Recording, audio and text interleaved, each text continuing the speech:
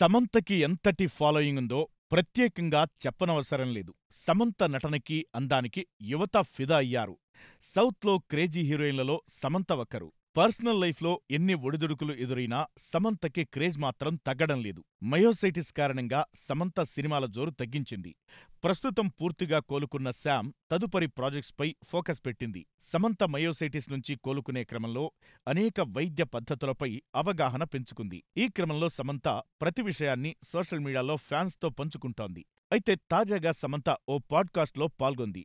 ఓ wellness కోచ్‌తో సమంతకి ఈ podcast కార్యక్రమం జరిగింది. వీరిద్దరి మధ్య శరీరంలో కాలేయాన్ని ఎలా కాపాడుకోవాలి అనే అంశంపై చర్చ జరిగింది. ఇన్‌స్టాగ్రామ్‌లో 33 మిలియన్ల మంది ఫాలోవర్స్ ఉన్న సమంత వారందరినీ తప్పుదోవ పట్టించేలా వైద్యం, మెడికల్ విభాగం గురించి ఏమాత్రం అవగాహన లేకుండా ఇష్టమొచ్చినట్లు వాగుతోందంటూ ఓ డాక్టర్ విరుచుకుపడ్డారు. సమంత మొత్తం అసత్యాలు చెబుతోందని ఓ డాక్టర్ సుదీర్ఘమైన పోస్టు పెట్టారు.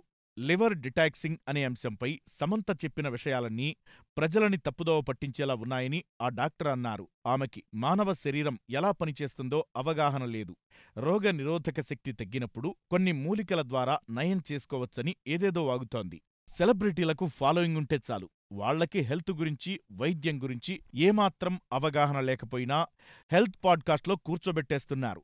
డాండెలైన్ అనే మొక్క లివర్ ఆరోగ్యాన్ని పెంచుతుందని అవాస్తవాలు చెబుతున్నారు.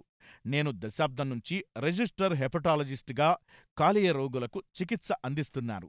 వీళ్లు చెప్పిన విషయాల్ని పూర్తిగా ఖండిస్తున్నాను. డాండెలైన్ అనే మొక్కని పందులు, ఎలుకలు వంటి జంతువులపై ప్రయోగించారు. కాని ఇంతవరకు మానవులపై ప్రయోగించలేదు. సమంతకి మెడికల్ విభాగంపై అవగాహన లేకుంటే నోరు మూసుకోవాలి అంటూ విరుచుకుపడ్డారు. సమంత అభిమానులు ఆమె సినిమాలు చూసి ఎంజాయ్ చేయండి, కానీ ఇలాంటి విషయాలని నమ్మకండి అంటూ సదరు డాక్టర్ సుదీర్ఘమైన పోస్ట్లో చెప్పుకొచ్చారు.